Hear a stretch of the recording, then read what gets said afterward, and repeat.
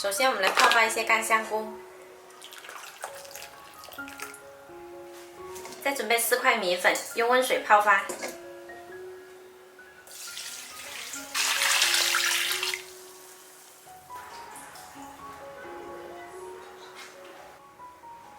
接着把五花肉切成小块，然后用绞肉机剁成肉末。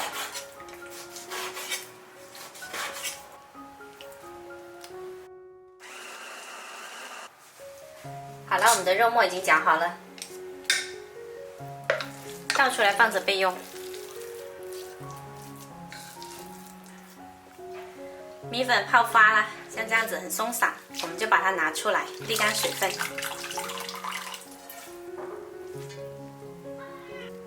我还泡发了1块鱿鱼，把它切成小丁。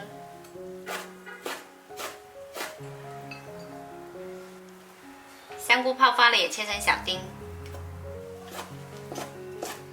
切好了，跟鱿鱼放一起。再来点葱白。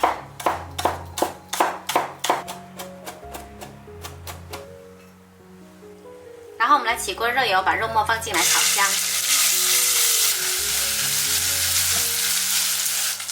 再把鱿鱼、香菇放进来，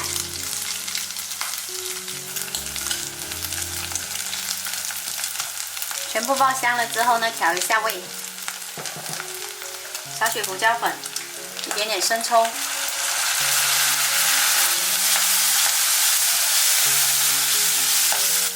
翻炒均匀就可以关火。准备一个蒸盘，垫上姜薯叶、芭蕉叶或者说粽叶都可以。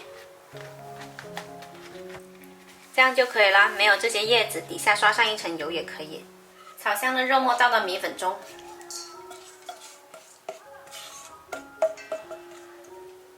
再来少许生抽，抓拌均匀。如果米粉比较长呢，我们可以给它扯短一点。拌好之后呢，加入木薯淀粉。再抓捏均匀。木薯淀粉的量呢，要放到可以捏成团就可以了，不需要很多。边上有点点散不怕，等会一蒸它就凝住了。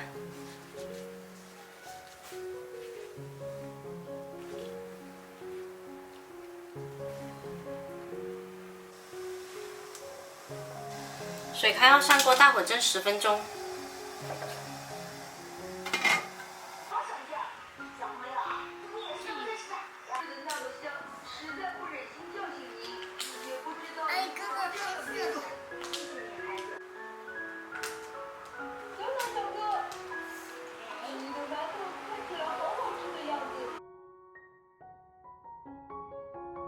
好了，时间到。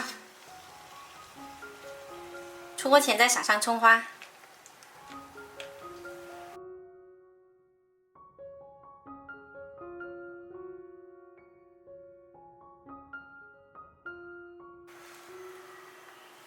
今天这款蒸米粉丸子呢，吃起来咸香 Q 弹，喜欢的朋友可以试一下。我是小坏，喜欢我的视频记得关注我哦。